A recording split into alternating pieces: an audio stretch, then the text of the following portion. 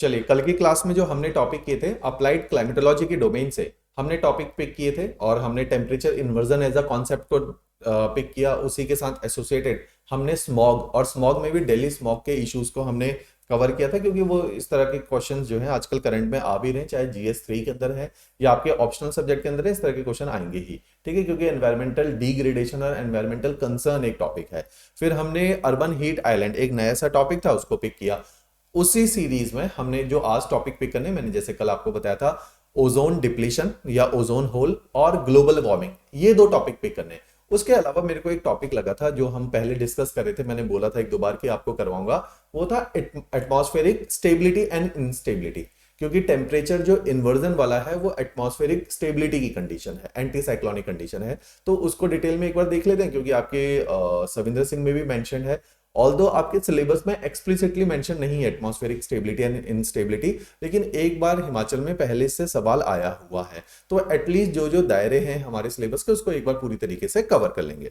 तो इसको पढ़ाने से पहले एक कॉन्सेप्ट मैंने जीएस की क्लासेस में आपको पढ़ाया था, एडियाबैटिक कूलिंग। एडियाबैटिक कूलिंग अगर आप याद करोगे तो हम एडियाबैटिक शब्द को कैसे डिफाइन करते थे? एडियाबैटिक का मतलब होता है where there is no exchange of heat with the surrounding. Means कि जैसे मैं आपको बार बार एग्जांपल दिया कि भाई एक एयर पार्सल अगर ऊपर की दिशा में उठता है, तो आप मेरे हाथ को अगर आराम से देखेंगे तो जैसे जैसे एयर पार्सल उठेगा आसपास से एटमॉस्फेरिक प्रेशर कम है। क्योंकि आसपास से एटमॉस्फेरिक प्रेशर कम है तो एयर पार्सल के ऊपर लगने वाला प्रेशर घट जाएगा। और ये एटमॉस्फेरिक प्रेशर क्यों कम है? क्योंकि जैसे जैसे एटमॉस्फेयर में हम ऊपर को जाएंगे तो डेंसिटी डिक्रीज हो जाती है। डेंसिटी क्यों डिक्रीज हो जाती है? क्योंकि ग्रेविटी डिक्रीज हो जाती है। तो ऑर्डर क्या बना? एज आप लिख भी सकते हो, अगर आपको याद नहीं है या दोबारा से आपको लगता है कि ऐसी इंफॉर्मेशन है भूल जाओगे। As we go up in the atmosphere the gravity of the earth decreases. Since the gravity of the earth decreases, the density or the concentration of the atmosphere will decrease. Since the concentration or the density of the atmosphere will decrease, the atmospheric pressure on an air parcel will get decreased. Therefore, as the air rises up in the atmosphere, it will expand on rising. Since it will expand on rising, it will lose its heat, because heat खर्च हो गया ना। वो खर्च किस में हुआ? Expansion में, तो वो कूल डाउन हो जाएगी।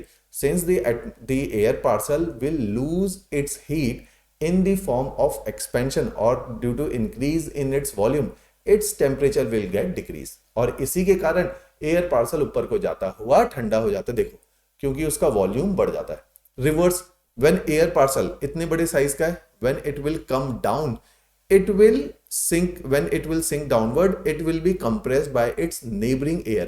क्योंकि आसपास एयर की डेंसिटी कम है।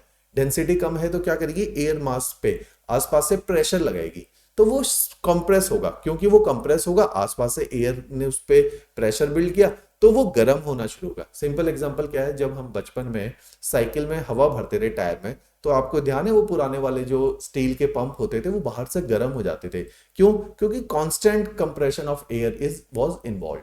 तो इस कारण से इस प्रोसेस को बोलते हैं एडियाबैटिक, कि आसपास से तो हीट एक्सचेंज नहीं हुआ ना, कि बाहर एयर पार्सल जो ऊपर की दिशा में उठा वो इसलिए ठंडा नहीं हो गया क्योंकि नॉर्मल लैप्स रेट में एटमॉस्फेयर बाहर ठंडा था, वो इसलिए कूल डाउन हो गया क्योंकि उसने अपने वॉल्यूम एक्सपेंशन में कुछ हीट को खर्च कर दिया और इसलिए वो ठंडा हो गया। ठीक, सिंपल कॉन्सेप्ट। ये कॉन्सेप्ट होता है एडियाबैटिक का। अब एक होता है dry adiabatic rate. Dry adiabatic rate का मतलब होता है एक एयर पार्सल है। अब इस कॉन्सेप्ट को ध्यान से सुनो। एक एयर पार्सल है जो मान लो 25 डिग्री सेल्सियस टेम्परेचर से उठना शुरू हुआ। क्योंकि 25 डिग्री से उठा तो ड्राई एडियाबैटिक रेट फिक्स होता है 10 डिग्री सेल्सियस पर 1000 मीटर, कि 1 किलोमीटर के बाद एयर जो है जितनी एक्सपेंड होती है उससे उसका 10% 10 डिग्री सेल्सियस टेम्परेचर डिप होता है। ठीक है, या बढ़ेगा। तो अब इसका वॉल्यूम बढ़ गया। क्योंकि इसका वॉल्यूम बढ़ गया तो अब इसका 1 किलोमीटर के बाद टेम्परेचर हो गया 15 डिग्री सेल्सियस। ऑलराइट, फिर ये ऊपर की तरफ गया, फिर वॉल्यूम बढ़ गया, फिर 2 किलोमीटर के बाद इसका टेम्परेचर अब 15 से भी घट के क्या हो गया? 5 डिग्री सेल्सियस।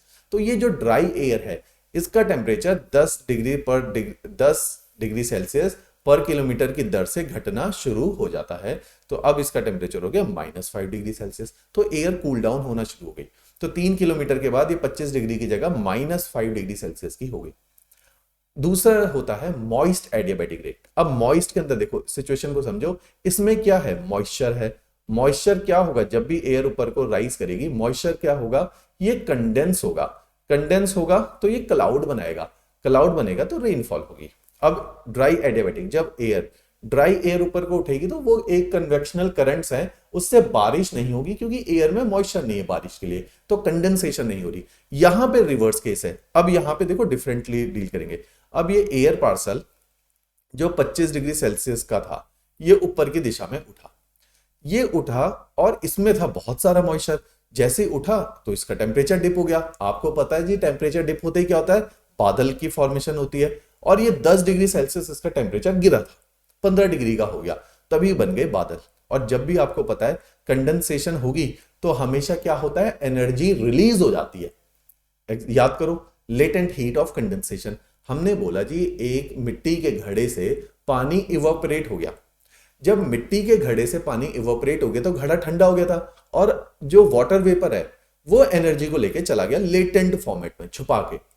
अब जब वो एटमॉस्फेयर में गया और उसने दोबारा से बादल बनाए, water vapour has been converted into water particles, means gases state से लिक्विड स्टेट में वापस आया। तो अब ये जो छुपा के हीट ले गया था उसको छोड़नी पड़ी।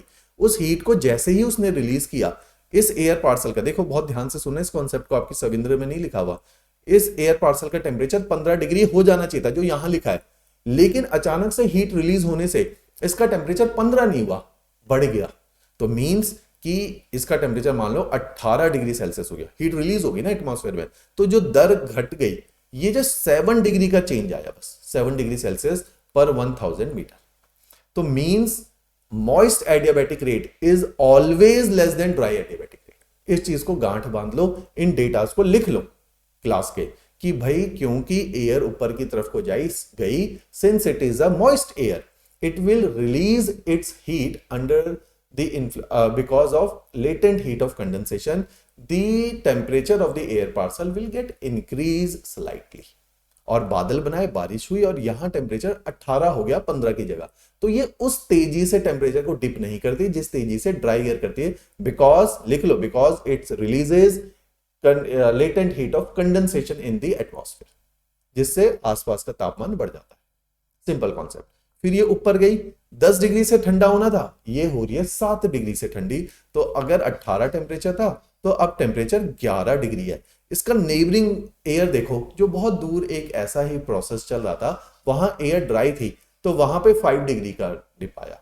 तो इसका dip as compare to moist adiabatic rate is always less than dry adiabatic rate. ये होता है 7 डिग्री सेल्सियस पर 1000 मीटर। अब इन दोनों का फर्क बताऊंगा। इसकी वजह से एटमॉस्फेरिक स्टेबिलिटी और इनस्टेबिलिटी आती है। ये dry adiabatic rate mostly stability लाता है और moist adiabatic rate mostly instability लाता है। क्यों? इस कॉन्सेप्ट को आप समझिए। देखिए अब एक और नया कॉन्सेप्ट है जो आपने सुना है, ये वर्ड एनवायरमेंटल लैप्स रेट या नॉर्मल लैप्स रेट। इसका मतलब क्या होता है कि जब हम ऊंचाई पे जाते हैं टेम्परेचर डिप होता है ऊंचाई पे जाते हुए। अच्छा, यहाँ पे जो नॉर्मल लैप्स रेट है जो 7 डिग्री है, ये जनरली 6 भी होता है, 4 भी होता है, डिपेंडिंग कि एयर में कितना मॉइस्चर है। तो ये 4 से 6 या 7 डिग्री तक, 4 से 10 बोलते हैं, 4 से 10 तक वेरी करता है। मैंने एवरेज 7 ले लिया है, ठीक है। अगर देखो एनवायरमेंटल लैप्स रेट कितना है, ये वेरी करता है। हम तो एवरेज लेते हैं ना, 6.5 डिग्री सेल्सियस पर 1000, 6.4 डिग्री सेल्सियस पर 1000, ये भी वेरी करता रहता है, ये कांस्टेंट नहीं होता। ये मान लो 8 होता है, ठीक है, ये 8 डिग्री सेल्सियस पर 1000 मीटर का चल रहा है।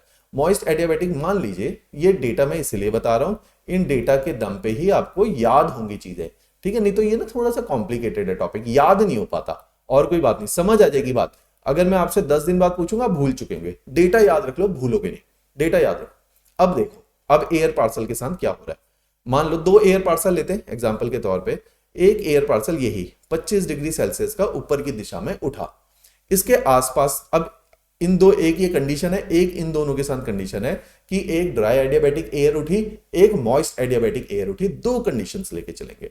पहली कंडीशन ड्राई एडियाबैटिक, ये एयर पार्सल ऊपर की तरफ को उठा, आपको पता है इसका टेम्परेचर कितना, इसका वॉल्यूम बढ़ा, इसका टेम्परेचर डिप हो गया 15 डिग्री सेल्सियस का। इसकी नेबरिंग एयर, ये भी तो 25 डिग्री सेल्सियस की थी, ये नेबरिंग एयर 25 डिग्री की थी। 1 किलोमीटर के बाद इसमें डिप आता है 8 डिग्री सेल्सियस का। तो मींस आसपास ये जो एयर है ना, इसका टेम्परेचर कितना हो गया 17 डिग्री सेल्सियस। अब देखिए ये जो 15 डिग्री, ये 17 से कम है, मींस ये क्या है, कोल्ड एयर, और ये इसके नेबरिंग में क्या है, एनवायरनमेंट के अंदर क्या है, वार्म एयर। तो आप एक चीज सोचिए, फोर्स ऑफ बायंसी को याद रखिए, जो मैंने आपको जीएस में पढ़ाया था, फिर से याद दिलाता हूं। एक बैलून को हम वाटर में इमर्स करते हैं, उस वाटर में इमर्स करने के कारण बलून वापस बाउंस बैक करता है। क्यों? क्योंकि तो density of the volume balloon is less than the density of water. Means अगर आप किसी ऐसे मीडियम में हल्की चीज को डुबाओगे, वो नहीं डूबेगी, क्योंकि उसमें भार होना चाहिए, उसमें डेंसिटी होनी चाहिए। भार से भी ज्यादा इंपॉर्टेंट है डेंसिटी होनी चाहिए। तो क्योंकि उसकी डेंसिटी कम है, जब भी एयर, याद करो मैंने बोला था जब भी स्मोक ऊपर को क्यों उठता है, क्योंकि स्मोक का वॉल्यूम ज्यादा होता है, स्मोक की डेंसिटी कम होती है। जब भी स्मोक ऊपर की दिशा में राइज करेगा तो वो एक्सपैंड हो जाएगा। क्योंकि वो एक्सपैंड हो जाएगा तो उसकी डेंसिटी घट जाएगी, उसमें लगेगा एक फोर्स ऑफ बायंसी। तो मींस ऊपर उठती हुई एयर का वॉल्यूम एंड टेम्परेचर ज्यादा होना चाहिए। टेम्परेचर प्राइमरीली, टेम्परेचर ज्यादा होगा तभी उसमें फोर्स ऑफ बायंसी काम करता है। इस केस में देखो, यहां आसपास की एयर गर्म है और ये वाला पार्सल ठंडा है, ये ऊपर नहीं जाएगा। ऊपर जाने के लिए इसको गर्म होना पड़ेगा आसपास की एयर से। अगर ये आसपास की एयर से गर्म नहीं होगा, ये ऊपर जाएगा ही नहीं। तो ऐसी एयर वापस आके बैठ जाएगी। क्यों? क्योंकि ये ठंडी है। जब ये आसपास की एयर से, ठंडी एयर की डेंसिटी ज्यादा है, आसपास की एयर से ये ठंडी है, ज्यादा डेंस है, तो ऊपर थोड़ी जाएगी, नीचे गिर जाएगी। तो ये कंडीशन होती है स्टेबिलिटी की कंडीशन। याद रखो, ये कंडीशन होती है स्टेबिलिटी की कंडीशन। मींस जब एडियाबैटिक रेट आपके नॉर्मल लैप्स रेट या एनवायरमेंटल लैप्स रेट से ज्यादा होता है, एयर ऊपर नहीं जा सकती। ये होती है स्टेबिलिटी की, और यही कंडीशन होती है टेम्परेचर इन्वर्जन की, कि उठते हुए करंट से ज्यादा आसपास की एयर पहले ही गर्म है। क्यों? याद करो कब होता है, जब मैंने बोला कि वार्म एयर आ जाती है अचानक से। जब भी वार्म एयर आएगी तो ये गर्म हो जाएगी, तो इसलिए पार्सल ऊपर को नहीं जा सकता। दूसरा एग्जांपल याद करो, जब मैंने बोला ट्रोपोपॉज के बाद स्ट्रेटोस्फेयर आता है, तो एयर करंट की मिक्सिंग नहीं होती है ना। अब मैंने उस टाइम पे भी बोला था कि एटमॉस्फेयर में आपको कैसे पता चला जी ट्रोपोपॉज आ गया, कोई लाइन थोड़ी बनी हुई थी। आपको ऐसे पता चला कि एक पार्टिकल ऊपर को राइज कर रहा था, अचानक से राइज करना बंद कर गया, नीचे बैठ गया। क्यों जी? वहां पे गर्म एयर की एक लेयर थी ओजोन की। क्योंकि एयर ऑलरेडी उठते हुए एयर पार्सल से गर्म है, तो फोर्स ऑफ बायंसी काम ही नहीं करेगा। फोर्स ऑफ बायंसी की सूरत क्या थी कि उठती हुई एयर हमेशा आसपास की एयर से गर्म होगी, तभी बायंसी उस पर एक्ट करेगा। अगर आसपास की एयर उससे भी ज्यादा गर्म है, तो वो एयर को ऊपर, उठते हुए एयर पार्सल को ऊपर नहीं जाने देगी, rather than it will allow it to sink downward और सबसाइड डाउनवर्ड। तो सिमिलर इज द कंडीशन। एक गर्म एयर की लेयर है 17 डिग्री सेल्सियस की, जो 15 से गर्म है, तो 15 वाला नीचे ही बैठ जाएगा। सिंपल फंडा। दूसरी दिशा में आ जाओ। अब ये ही केस यहां पे लगाते हैं। अब क्या हुआ, ये 25 डिग्री का एयर पार्सल में था बहुत सारा मॉइस्चर। ये इस बहुत सारे मॉइस्चर को लेके गया ऊपर की दिशा में, और ऊपर जाके आपको पता है कि ड्राई एडियाबैटिक के हिसाब से तो 10 डिग्री सेल्सियस कम होना था, लेकिन इसमें था मॉइस्चर। यहां बन गए बादल, बादल बन गए तो हीट रिलीज हो गई। तो मींस 15 डिग्री जो था वो दोबारा से बढ़ के 18 या 19 हो गया। मान लो ये 6 डिग्री के हिसाब से घट रहा था, तो 19 डिग्री सेल्सियस ही घटा। आसपास क्या रेट चल रहा था, 8 डिग्री। तो यहां जो जमीन पे 25 degree environmental lapse rate, normal lapse rate था, वो यहां जाके 25 की जगह हुआ 17 डिग्री का। सिंपल, वही वाला फंडा। 19 डिग्री तो गर्म एयर है, 17 तो इसमें फिर फोर्स ऑफ बायंसी लगेगा, एक पुश और लगेगा। फिर ये 1 किलोमीटर की उछाल आ गई, और फिर इसका टेम्परेचर फिर 6 डिग्री से कम हुआ। तो अब इसका टेम्परेचर हो चुका है 6 डिग्री और कम, तो ये टेम्परेचर हो गया 13 डिग्री। इसने फिर बादल बना दिए। क्यों? एयर ठंडी हो गई, तो जो बचा कुचा मॉइस्चर अभी भी था वो फिर ठंडा हो गया। और एनवायरमेंट के अकॉर्डिंग यहाँ पे 8 डिग्री का लैप्स आना था, तो ये एयर हो गई आपकी 9 डिग्री सेल्सियस की। अभी भी ये एयर से ज्यादा ठंडा है, ये और एक इसमें जंप आएगा। तो ये हमेशा जंप लेती रहेगी एयर। क्यों? क्योंकि आसपास की एयर से ये गर्म ही निकल रही है, क्योंकि कंडेंसेशन बार बार हो रही है। क्योंकि बार बार कंडेंसेशन हो रही, तो देखो सीरीज ऑफ क्लाउड बन रहे, सीरीज ऑफ क्लाउड बनते हैं तो आपको पता है कौन से क्लाउड दिखते हैं, क्यूमुलस क्लाउड। कई बार ये काले बादल होंगे तो क्यूमुलो निम्बस क्लाउड भी बनेंगे। सिंपल फंडा। तो ये डेटा याद रखो। अब यहां पे 6 डिग्री और घट गया टेम्परेचर, 6 डिग्री घटने के बाद ये 7 डिग्री सेल्सियस की हो गई, लेकिन यहां पे 8 डिग्री का आया, ये 1 डिग्री की है। तो अभी भी आसपास की एयर से ये बहुत गर्म है। इसको बोलते हैं कंडीशन ऑफ एब्सोल्यूट इनस्टेबिलिटी, कि इतना डिफरेंस है कि एयर ऊपर जाने से रुक ही नहीं रही, ऊपर ही जाती जा रही। क्यों? क्योंकि वो बार बार कंडेंसेशन होने की वजह से इतनी एनर्जी रिलीज हो रही है कि वो एयर पार्टिकल फिर गर्म हो जाता है, फिर ऊपर चला जाता है, फिर गर्म हो जाता है, फिर ऊपर जाता है। तो वो लगातार सीरीज ऑफ क्लाउड बनाता है। इसलिए अब याद करो ट्रॉपिकल साइक्लोन, कनेक्ट करो। ट्रॉपिकल साइक्लोन में अपन लोग क्या पढ़ते थे कि ऊपर को जाते हुए क्यूमुलस क्लाउड बनते हैं, dense thick cloud up to 12 kilometre ऐसे बनते हैं, क्योंकि समुद्र में बना हुआ ट्रॉपिकल साइक्लोन इतनी ऊपर तक मॉइस्चर को लेके जाएगा और कंडेंसेशन करता जाएगा। यही कंडीशन आपके थंडरस्टॉर्म पैदा करती है, यही कंडीशन। डन है जी। तो इस तरह से हम कॉन्सेप्ट ऑफ स्टेबिलिटी और इनस्टेबिलिटी को कॉन्सेप्चुअल और डेटा ड्रिवन लेवल पे समझते हैं। बहुत सिंपल है अगर इसको इस तरीके से डेटा वाइज समझाया जाए। डन है। कब समझ आता है? डेटा को नोट कर लो, डायग्राम को नोट कर लो और आराम से इस वीडियो को एक और बार बाद में देखना। पहले इसी के ऊपर आराम से चिंतन करो, देख के एनालाइज करो, फिर दोबारा वीडियो चला लो, आपको एकदम से बात समझ आ जाएगी। डन है जी। चलिए देखिए, जो अभी तक मैंने बात बोली इसको दिखाने के लिए एक डायग्राम है कि आप देखिए कंडीशनल, ये देखिए ये आसपास का एनवायरमेंटल लैब्स रेट 8 डिग्री का, ये ड्राई एडियाबेटिक रेट, ये मॉइस्ट एडियाबेटिक रेट MAR, ये इनके डायग्राम, ये MAR। ऑलराइट, ये आपका एनवायरमेंटल लैब्स रेट, ये आपका ड्राई एड। तो तीनों में फर्क है। ये देखो 6 डिग्री का था, ये 8 डिग्री का था जो मैंने आपको बताया था, ये आपका 10 डिग्री का था। ये डेटा इनके आगे लिख लेना और ये डायग्राम बना लेना। ऑलराइट, बहुत अच्छा डायग्राम है। आपने ऑप्शनल में डायग्राम ड्रिवन ही चीजें बनानी है। आपके नोट्स के अंदर और अच्छे डायग्राम मैंने डाले, तीनों के अलग अलग डाले हुए। ऑलराइट जी। चलिए समझ आया condition of stability instability. Simple topic है, घबराने की कोई बात नहीं। चलिए जी, अब हम टॉपिक करते हैं अप्लाइड क्लाइमेटोलॉजी का ओजोन डिप्लीशन। देखिए अब ओजोन के बारे में मैंने आपको पहले ही बताया था कि ओजोन डिप्लीशन का मैं कॉन्सेप्ट बताऊंगा आपको। पॉलिसी सारी ऑलरेडी एनवायरनमेंट में भी आप पढ़ चुके हैं आकृति मैम के साथ, हमारे नोट्स के अंदर भी डले हुए। अब ओजोन के अंदर हो क्या रहा है, देखो मैं बोला था ट्रोपोस्फेयर और स्ट्रेटोस्फेयर के अंदर मिक्सिंग ऑफ एयर नहीं होता, लेकिन ये उतना रिजिड फिनोमिना भी नहीं है कि जीरो ही है। हम बोलते हैं in stratosphere there are minimum cloud. तो यहां पे एक स्पेशल क्लाउड बनता है ओवर दी पोल्स, उसका नाम होता है पोलर स्ट्रेटोस्फेरिक क्लाउड। आपके नोट्स में भी डाला हुआ है स्ट्रेटोस्फेरिक क्लाउड। ये पोलर स्ट्रेटोस्फेरिक क्लाउड बहुत ठंडा होता है क्योंकि पोल के ऊपर है और स्ट्रेटोस्फेयर के ऊपर बना हुआ है, तो ये बहुत ठंडा क्लाउड है।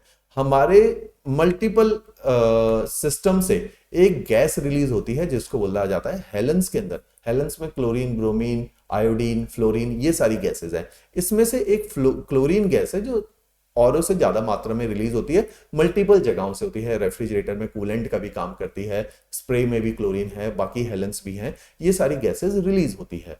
क्योंकि ये गैसेस रिलीज होती हैं, इनकी life cycle in the atmosphere ज्यादा होती है, तो ये कई कई टाइम तक, हजारों सालों तक एटमॉस्फेयर में इसी फॉर्म में, नॉट हजारों, 200 सालों तक इसी फॉर्मेट में फ्लोट करते हैं और एक्यूमुलेट होते रहते हैं, एटमॉस्फेयर में एक्यूमुलेट होते रहते हैं। आपको पता है प्लैनेटरी विंड सर्कुलेशन सिस्टम पूरे एटमॉस्फेयर के अंदर एयर को सर्कुलेट करता है। तो एयर में आप कुछ भी रिलीज कर दोगे, चाहे यूएसए में कर दो या अंटार्कटिका में बैठे हुए कर दो, पूरी दुनिया में उसका सर्कुलेशन होता जाएगा। ये सर्कुलेशन इकट्ठा होते होते क्या होता है, जहां पोल्स हैं वहां पे डिपॉजिट होना शुरू होता है। डिपॉजिट सारी दुनिया में होता है, यहां पे इंपैक्ट ज्यादा दिखता है। तो यहां पे मैंने आपको बताया था जीएस के अंदर एक कॉन्सेप्ट होता है पोलर वॉर्टेक्स। वॉर्टेक्स का मतलब फिर से मैं याद दिलाता हूं, इसका मतलब होता है लो प्रेशर सिस्टम और साइक्लोन। साइक्लोन को हम कैसे समझाते थे, लो प्रेशर सिस्टम। पोल्स में, जमीन में आपको पता है होता है हाई प्रेशर, एयर भारी है, अभी दिखाया भारी एयर सिंक करेगी तो हाई प्रेशर, ऊपर क्या बना, लो प्रेशर। ये जो लो प्रेशर है ये स्ट्रेटोस्फेयर में बनता है, इतना ऊपर से एयर नीचे को बैठती है। क्योंकि आपको पता है स्ट्रेटोस्फेयर की हाइट ज्यादा तो होती नहीं है पोल्स के ऊपर, तो 8 किलोमीटर में शुरू हो जाता है स्ट्रेटोस्फेयर, तो वहां पे बना और ये वहां पे एक क्लाउड सा बनी, एक लो प्रेशर सिस्टम बना जो पूरी दुनिया से एयर को खींच रहा है, और एक ऐसा ही जो है वॉर्टेक्स सदर्न में बन गया, एक नदर्न में बन गया, दो वॉर्टेक्स बन गए जो इक्वेटर से आने वाली हवाओं को अपनी तरफ पुल करते हैं। यही दो वॉर्टेक्स पूरी दुनिया में एयर सर्कुलेशन के लिए रिस्पॉन्सिबल है। हो क्या रहा है, इक्वेटर पे ज्यादा गर्मी पड़ी, इक्वेटर पे ज्यादा गर्मी पड़ने से एयर ऊपर को राइज करी और वो पोल्स की तरफ को गई, क्योंकि ये पोलर वॉर्टेक्स खींच रहा था। अभी ग्लोबल वार्मिंग भी इसी से रिलेटेड है, पोलर वॉर्टेक्स एयर को अपनी तरफ पुल कर रहा था। क्योंकि पोलर वॉर्टेक्स एयर को पुल कर रहा था तो पूरी दुनिया में एयर सर्कुलेशन दो कारण से चल रहे हैं। एक, इक्वेटर पे गर्मी है तो एयर उठ रही है, दूसरा पोल्स में ठंड है तो एयर बैठ रही है, और ये पूरा सर्कुलेशन सिस्टम शेप में आ गया। तो ये पोलर वॉर्टेक्स कुछ इस तरह से काम करता है। ये पोलर वॉर्टेक्स इतना ठंडा होता है कि इसके अंदर की एयर अंदर ही लॉक हो जाती है। इसके अंदर जो भी चीज आई, क्योंकि पोल्स में आपको पता है 6 महीने की रात है, 6 महीने का दिन है। जब 6 महीने की रात है तो इतना इंटेंस लो प्रेशर, इतना इंटेंस लो टेम्परेचर क्रिएट होता है कि उसी के अंदर सब कुछ एब्जॉर्ब होकर रह जाता है। उसी बीच इसके अंदर क्लोरीन फंसी हुई रह गई और यहां पे बन गया क्लाउड। और ये क्लाउड में वाटर पार्टिकल नहीं होते क्योंकि बहुत ठंडा है, तो आइस पार्टिकल का ये क्लाउड बनता है। तो आइस पार्टिकल का क्लाउड बन गया पोल्स के ऊपर। नॉर्थ में भी बना, साउथ में भी बना। ज्यादा ओजोन डिप्लीशन साउथ में इसलिए दिखता है क्योंकि अंटार्कटिका बड़ा है, ज्यादा ठंडा है, ज्यादा बड़ा उसके ऊपर पोलर वॉर्टेक्स बनेगा, और ज्यादा ठंडा पोलर वॉर्टेक्स बनेगा उतनी ज्यादा स्ट्रॉन्ग रिएक्शन होगी। तो जैसे ही अब ये रिएक्शन होती क्या है, ओजोन में समझिए कि ओजोन के अंदर सिंपल फंडा क्या है, ओजोन O3 को बोलते हैं। O3 O2 प्लस O से बनती है। ये रिएक्शन लगातार टू वे चलती रहती है। ओजोन बनती है, टूटती है, बनती है, टूटती है। इस रिएक्शन को चलाने के लिए आपको अल्ट्रावायलेट रेडिएशन चाहिए जिसको बाद में एब्जॉर्ब कर लिया जाता है। ये रिएक्शन चलती रहती है सनलाइट की प्रेजेंस में। अब जैसे ही अंटार्कटिका के ऊपर सनलाइट नहीं पड़ी, जैसे आपकी जब गर्मियां हैं तो अंटार्कटिका की सर्दियां हैं, तो आपकी गर्मियों में अंटार्कटिका के ऊपर ये लाइट नहीं पड़ी, तो 6 महीने तक आपका पोलर स्ट्रेटोस्फेरिक क्लाउड बना रहा, पोलर वॉर्टेक्स बड़ा स्ट्रांग रहा, और वहां पे एयर जो है अंदर फंस के रह गई है। क्योंकि एयर अंदर फंस के रह गई है, उसके अंदर क्लोरीन फंस के रह गया, तो अब क्लोरीन भी इसके अंदर है। अभी कोई रिएक्शन नहीं हुई, अब क्लोरीन को बैठने के लिए मिल गया पोलर स्ट्रेटोस्फेरिक क्लाउड में आइस पार्टिकल, वो आराम से वहां बैठी है। एक दिन अचानक से वहां गर्मियां शुरू हुई और सनलाइट आ चुकी है। जैसे ही सनलाइट आई, ओजोन की रिएक्शन शुरू हुई। ओजोन से ऑक्सीजन खाली घूम रही थी, अलग हो गई। ये ऑक्सीजन पकड़ लेता है क्लोरीन। क्लोरीन किसी कंपाउंड फॉर्मेट में है। जैसे ही यूवी रेडिएशन आई, क्लोरीन भी खाली हो गया और इन दोनों ने रिएक्शन शुरू कर दिया और एक चेन रिएक्शन हुई। इस चेन रिएक्शन में क्लोरीन ने इस ऑक्सीजन को भी खा लिया और इस ऑक्सीजन को भी खाना शुरू किया कि वो एक ऑक्सीजन को जैसे ही यूज करता है उसको छोड़ के फिर अगले ऑक्सीजन पे चला जाता है, तो वो मल्टीपल ऑक्सीजन के साथ रिएक्शन करता है और जो ओजोन O3 बनाने के लिए ऑक्सीजन का हो जाता है डेफिसिट, और सारे ऑक्सीजन क्लोरीन ज्यादा रिएक्टिव है, क्लोरीन के साथ रिएक्ट कर रहे हैं रेदर देन ऑक्सीजन के साथ। इस रिएक्शन की वजह से क्लोरीन ने सारे नेसेंट ऑक्सीजन को एंगेज करके रख दिया और O2 के साथ भी रिएक्शन करने लग गया। तो इसने O3 ओजोन को बनने ही नहीं देता, उसकी वजह से एक होल क्रिएट हो जाता है जिससे यूवी रेडिएशन अब अर्थ में डायरेक्टली आ रही है, क्योंकि O3 में ही वो क्षमता थी कि यूवी रेडिएशन को रोक के रखे। ये हो रहा है आपका ओजोन डिप्लीशन के केस में। अब इसका सॉल्यूशन क्या है? क्लोरीन उगाना बंद कर दो।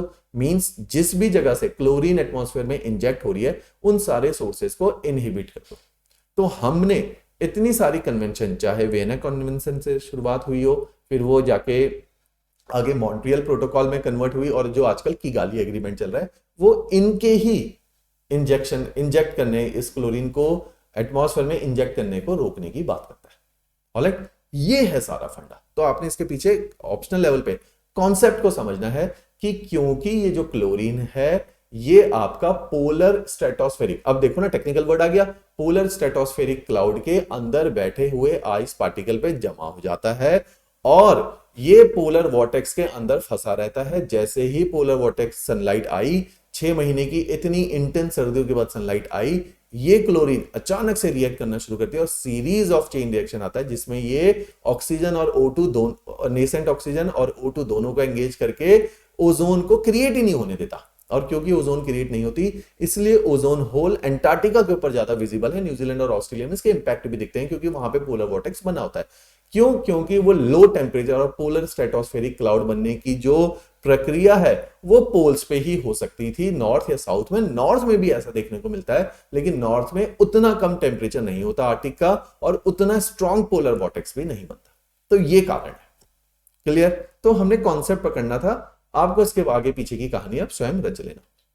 ठीक है? तो these are the halons which are responsible for the depletion of ozone. Chlorine, chlorine oxide, chlorofluorocarbon, है ना, CFC, ये आपने सुना ही हुआ है, नाइट्रोजन, ब्रोमीन।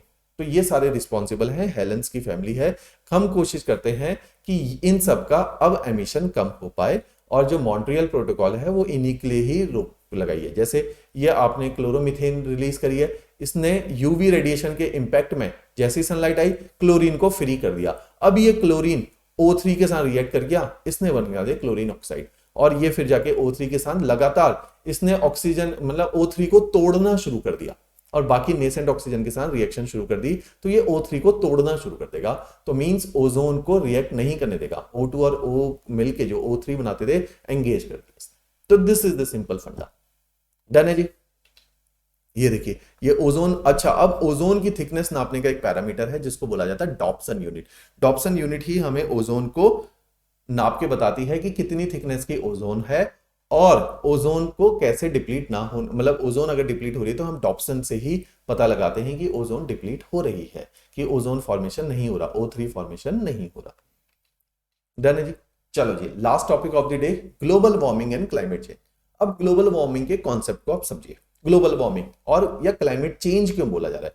देखो, मैंने आपको जब हमने हिस्ट्री ज्योग्राफी पढ़नी शुरू करी थी, तो ज्योग्राफी में मैंने बताया था हिस्टोरिकली अलग अलग टाइम फ्रेम आते हैं। कभी ऐसा भी टाइम आता है कि अर्थ पे बहुत ठंड हो जाती है, और ऐसा भी टाइम आता है जब बहुत गर्मियां होती हैं, तो आइस एज भी आती है। जैसे हम मूवीज देखते हैं, इंग्लिश 3 मूवी है आइस एज की, कि अर्थ के ऊपर 3 बार आइस एज आ चुकी है। तो ये एक साइक्लिक फिनोमिना है। आइस एज आने के पीछे कई सारे कारण हैं, कई सारे कारण हैं जिसकी वजह से क्लाइमेट चेंज हो सकता है। जैसे लेट सपोज, जैसे अर्थ सन के अराउंड रिवॉल्व कर रही है, इफ दिस इज सन, और ये एक लेट्स अज्यूम कि इफ दिस इज सन, एक एक्सेस के ऊपर, ये अर्थ इसके अराउंड रिवॉल्व कर रही है और रोटेट कर रही है।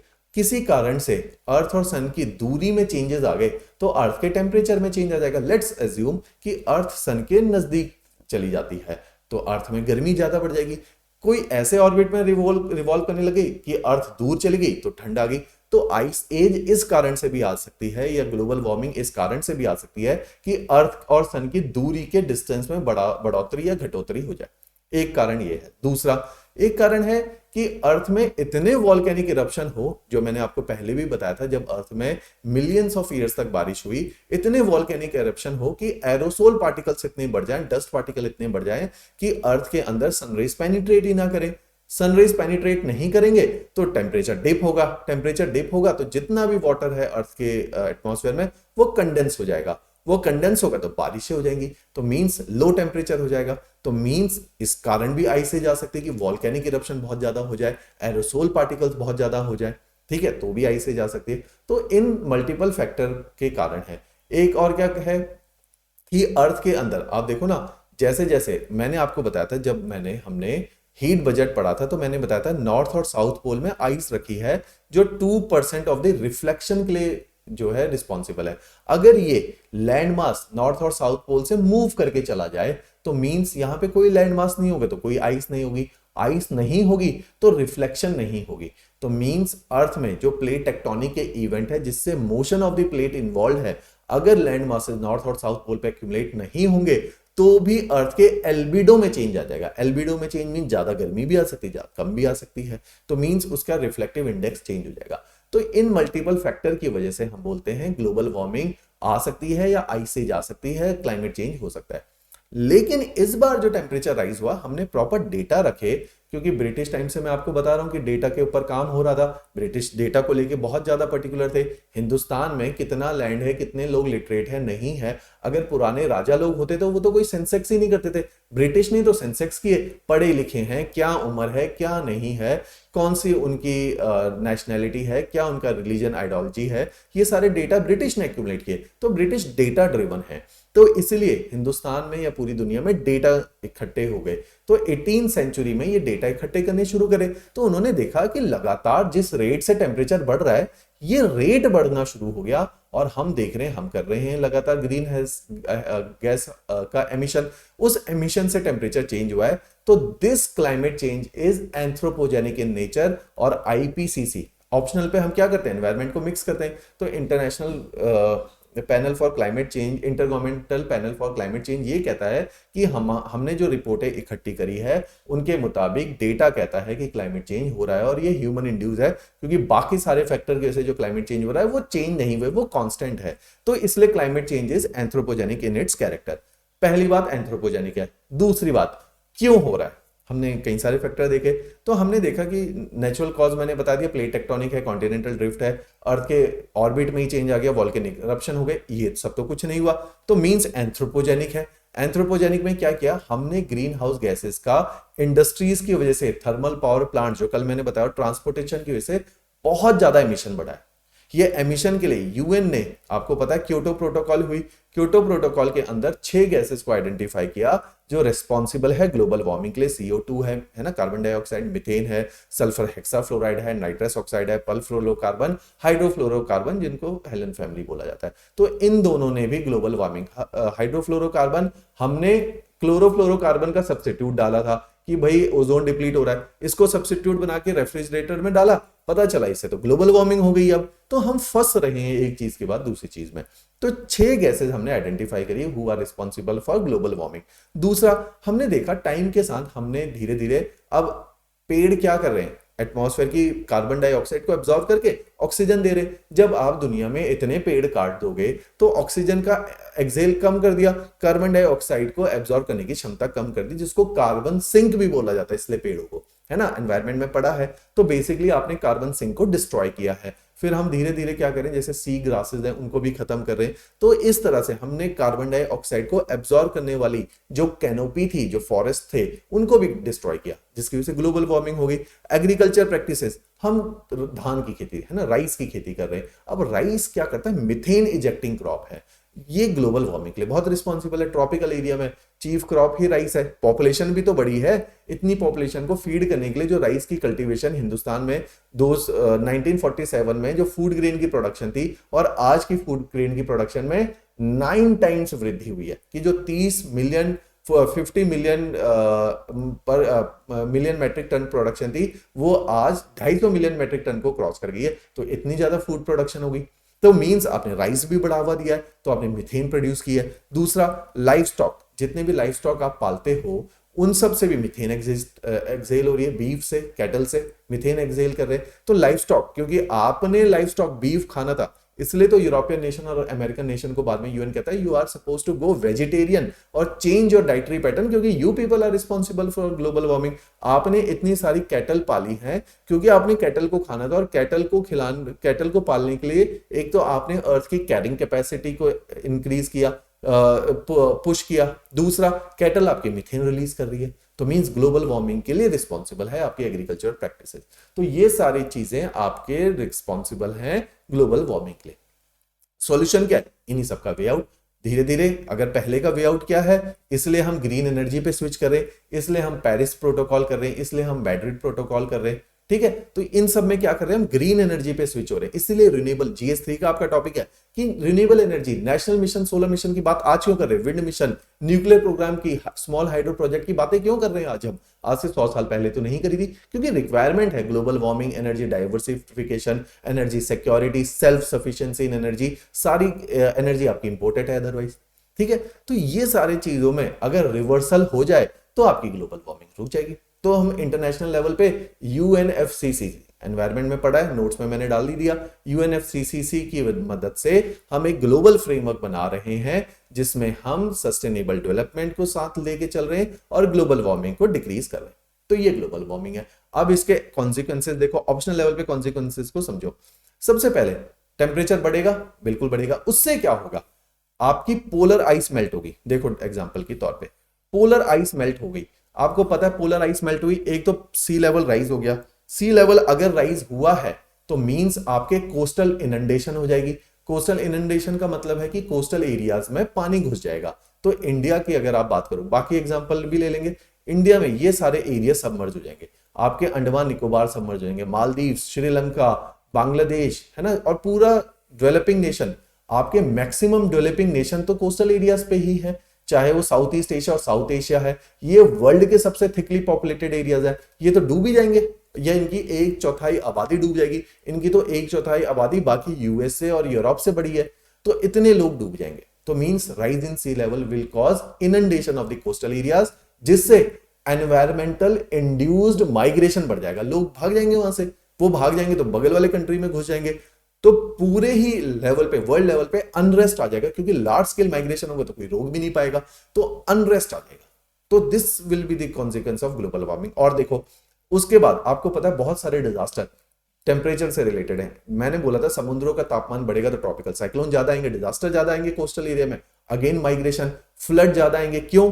क्योंकि water holding capacity of the air will increase, specific humidity will get increase, तो मींस वाटर ज्यादा इकट्ठा होना शुरू हो जाएगा, और उस दिन बरसेगा जिस दिन कंडेंसेशन नहीं होगी, और जब बरसेगा तो क्लाउड बर्स्ट आएगा। तो मींस पहले तो 4 महीने तक बारिश नहीं होगी, क्योंकि एयर अभी भी अकोमोडेट कर रही है, तो ड्राउट आएगा। फिर 4 महीने बाद जब बारिश होगी तो इतनी हो जाएगी कि फ्लड आ जाएगा। तो मींस इरेटिक रेनफॉल, जो आजकल आप देखने को मिल रही है, बारिश हो रही तो बहुत हो रही है, नहीं तो फिर सारे आपके सीजन पुश हो चुके, तो मींस आपके डिजास्टर बढ़ गए, ट्रॉपिकल साइक्लोन बढ़ गए, आपके फ्लड्स बढ़ गए, फ्लैश फ्लड्स बढ़ गए, ठीक है, क्लाउड बर्स्ट बढ़ गए, ड्राउट बढ़ गए, फिर आपके ट्रॉपिकल डिजीज बढ़ जाएंगे, टेम्परेचर बढ़ेगा, मॉइस्चर बढ़ेगा, तो आपके डिजीज, बहुत सारी ऐसी डिजीज है जो टेम्परेचर और मॉइस्चर के साथ, बैक्टीरियल ग्रोथ बढ़ जाती है एटमॉस्फेयर में। जैसे आप मानसून के टाइम पे देखोगे खाना कितनी जल्दी खराब होता है, क्योंकि बैक्टीरियल एक्टिविटी बहुत एक्टिव हो जाती है उस टाइम पे, क्योंकि सीजन इस प्रकार का है, तो वही एटमॉस्फेयर पूरी दुनिया में फैल जाएगा। तो ये सारे proper heat wave of cold wave बढ़ जाएंगी, तो उसके वो भी एक डिजास्टर है, तो डिजास्टर बढ़ेंगे। और क्या होगा, अब आपको पता है पूरा ग्लोबल सर्कुलेशन, अभी मैंने बताया एक बनता है पोलर वॉर्टेक्स। ये जो पोलर वॉर्टेक्स है यही तो इक्वेटर से हवाओं को खींच के अपने पास लाता है और जमीन में इन हवाओं को वापस कर देता है। तो ये सर्कुलेशन चल रहा है। अब ये पोलर वॉर्टेक्स क्यों बना? क्योंकि हमारा पोल्स के ऊपर आइस है, मींस ठंड है। अगर ग्लोबल वार्मिंग होगी तो पोल्स अब ठंडे नहीं रहेंगे, क्योंकि पोल्स ठंडे नहीं रहेंगे पोलर वॉर्टेक्स स्ट्रांग नहीं होगा, क्योंकि पोलर वॉर्टेक्स स्ट्रांग नहीं होगा तो वो हवाओं को कैसे खींचेगा इक्वेटर से। तो मींस ये जो प्लैनेटरी विंड सर्कुलेशन है ये स्लो डाउन हो जाएगा, जिसकी वजह से transfer, latitudinal transfer of heat slow down हो जाएगा और ग्लोबल वार्मिंग एस्केलेट हो जाएगी। आज 2 डिग्री सेल्सियस बढ़ा है, एक बार विंड सर्कुलेशन सिस्टम स्लो हुआ, ये 2 का 20 होने में दिन नहीं लगाएगा।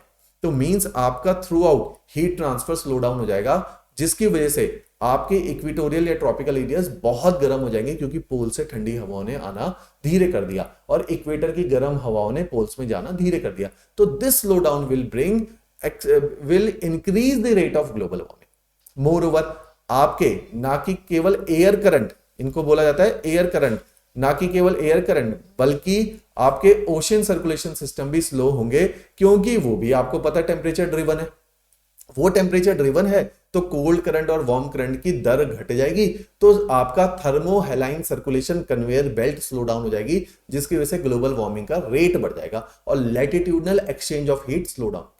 तो आपने कॉन्सेप्चुअल ऑप्शनल लेवल पे बातें लिखनी है, slow down of थर्मोहेलाइन circulation, slow down of jet streams and weakening of the polar vortex. तो लगेगा कि यार आप ऑप्शनल का आंसर लिख रहे हो, इतनी हैवी वोकैबुलरी मारो आप, ठीक है। तो ये एक्सपेक्टेड होता है एग्जामिनेशन में, डन है जी।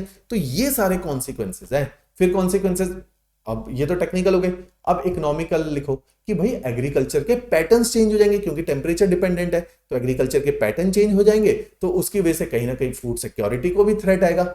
ये हो गया अब आपका ह्यूमन ज्योग्राफी के डोमेन में घुसो कि ग्लोबल वार्मिंग से social unrest, political unrest, economic upheaval होना स्टार्ट हो जाएगा, और ये केवल नेशनल लेवल पे नहीं होगा, पूरे ग्लोबल लेवल पे इसके कॉन्सिक्वेंसेस देखने को मिलेंगे। डन। विद एग्जांपल कोट करना शुरू करो, हिंदुस्तान के और ग्लोबल एग्जांपल कोट करो। तो ये रे weakening of polar vortex, slow down of ocean current and conveyor belt thermohaline circulation, change in agricultural pattern, increase in disaster, drought, flood, flash flood, tropical cyclones, ठीक है, threat to tropical disease, increase in tropical disease, threat to biodiversity. अब देखो पूरी दुनिया में biodiversity, क्योंकि अलग अलग टाइप के टेम्परेचर जोन है, अगर ये धीरे धीरे टेम्परेचर बढ़ेगा तो ठंड वाले एरियाज कम हो जाएंगे, मींस आपकी बायोडाइवर्सिटी लुप्त होना शुरू हो जाएगी। कोरल ब्लीचिंग, ये ओशन के साथ रिलेट किए, कोरल ब्लीचिंग आपको पता है टेम्परेचर से रिलेटेड है, फिर हम दोबारा से जब ओशियानोग्राफी करेंगे इसके बाद वहां बताऊंगा। ओशन एसिडिफिकेशन पूरा कॉन्सेप्ट बताऊंगा कि कैसे increase in carbon dioxide in the atmosphere will cause ocean acidification और this is the consequences of global warming। Ocean की एसिडिटी बढ़ेगी तो फिशेस पे भी, मरीन लाइफ पे भी थ्रेट है, लॉस ऑफ बायोडाइवर्सिटी, कोरल्स के लिए भी थ्रेट है, लॉस ऑफ बायोडाइवर्सिटी। डन है जी। सोशल पॉलिटिकल अनरेस्ट मैंने बता ही दिया था, एनवायरमेंटल इंड्यूस्ड माइग्रेशन मैंने बता ही दिया। तो ये सारे कॉन्सिक्वेंसेस हैं आपके ग्लोबल वार्मिंग से। अब वे आउट क्या है बता दिया, यूएनएफसीसी को इंप्लीमेंट करो, डिफॉरेस्टेशन मत करो, एग्रीकल्चर प्रैक्टिसेस को चेंज करो, हाइब्रिड एनर्जी मॉडल पे चले जाओ, ठीक है, धीरे धीरे एमिशन को घटाओ। तो this is the way out. Done है जी। ये एनवायरनमेंट में भी आप लोग करते हैं। तो हम आज ज्योग्राफी की क्लास में, this was the last class जिसमें हमने पूरे ज्योग्राफी को ठीक से कवर कर लिया है। Alright, now I am done with my lecture. From tomorrow onward we will be picking up oceanography. तो थोड़ा सा आप रिवाइज कर लीजिए सविंदर सिंह से। मैं ओशियानोग्राफी के इंट्रोडक्शन में बता दूंगा क्या क्या एरियाज है, फिर उनको पढ़ना आप लोग स्टार्ट कर देंगे। चलिए, थैंक्स अ लॉट।